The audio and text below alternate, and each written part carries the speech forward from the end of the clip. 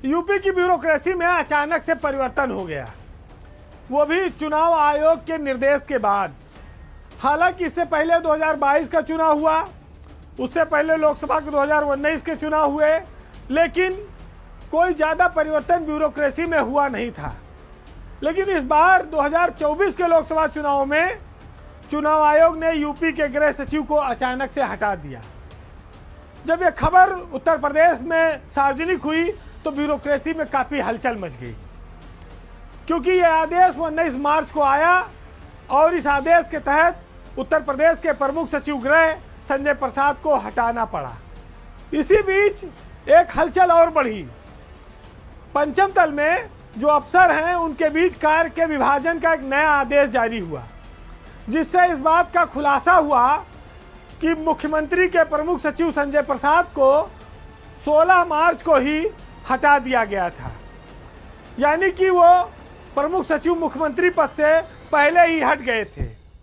अगर संजय प्रसाद 16 मार्च को पद से हटा दिए गए थे तो ऐसे में 19 मार्च को जब चुनाव आयोग का आदेश आया तो संजय प्रसाद के पास गृह विभाग हटने के बाद सिर्फ सूचना बचा था, यानी कि वो सिर्फ प्रमुख सचिव सूचना रह गए थे।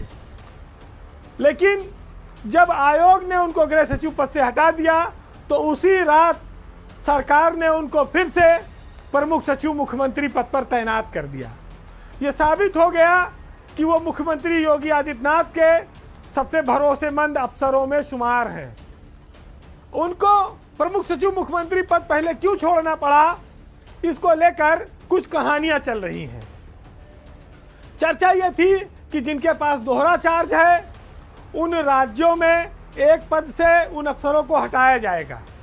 यूपी में संजय प्रसाद के पास भी मुख्यमंत्री के कार्यालय और गृह सचिव दोनों का चार्ज था, तो गृह सचिव का पद बना रहे।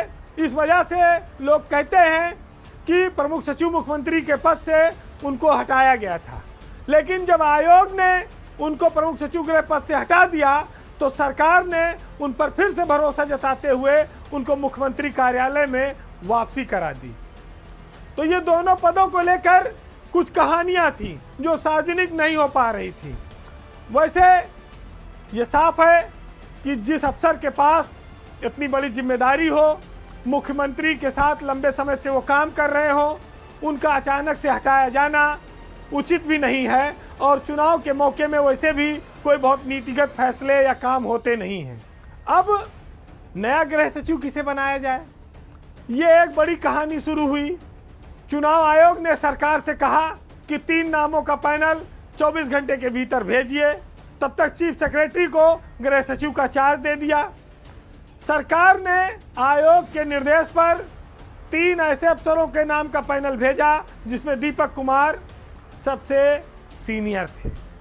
दीपक कुमार 1990 बैच के IAS अफसर हैं और इस समय ACS वित्त और माध्यमिक शिक्षा के पद पर वो कार्यरत हैं।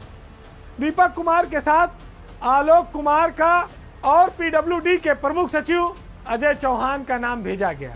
सीनियर मोस्ट होने के नाते 1990 बैच के दीपक कुमार को नया अपर मुख्य सचिव गृह बनाया गया। चुनाव आयोग ने ये फैसला कर दिया। अब दीपक कुमार पर चुनाव कराने की बड़ी जिम्मेदारी होगी और साथ ही मुख्यमंत्री ने उन पर भरोसा जताते हुए उन्हें वित्त और माध्यमिक शिक्षा का भी ACS बनाए रखा है। तो अब एक महत्वपूर्ण बात यह आती है, जो ख्याल है, जो चर्चा है कि जून में चुनाव समाप्त हो जाएंगे। संजय प्रसाद क्या फिर से पुरानी भूमिका में वापसी कर पाएंगे या नहीं, क्योंकि मुख्यमंत्री योगी आदित्यनाथ के वो बेहद करीबी अफसरों में हैं और पिछले काफ़ी समय से वो इन पदों पर दायित्व निभा रहे थे और उनकी नौकरी भी अभी काफ़ी लंबी है। अब ये सरकार की इच्छा पर निर्भर करेगा कि दीपक कुमार जून के बाद, चुनाव खत्म होने के बाद भी ACS होम बने रहते हैं या वापस वो अपने विभाग में जाते हैं। वैसे दीपक कुमार की नौकरी अभी करीब 2.5 साल बची है और संजय प्रसाद 2032 तक है सेवा में, उनकी नौकरी 8 साल है। दीपक कुमार अक्टूबर 2026 में रिटायर होंगे, यानी कि लगभग 2.5 साल का समय उनके पास है। तो इस बात की अब काफ़ी संभावनाएं और चर्चा भी हैं कि चुनाव खत्म होने के बाद संजय प्रसाद की वापसी होगी या दीपक कुमार इस पद पर कंटिन्यू करेंगे। ये एक और रोचक सवाल और रोचक माहौल बनेगा।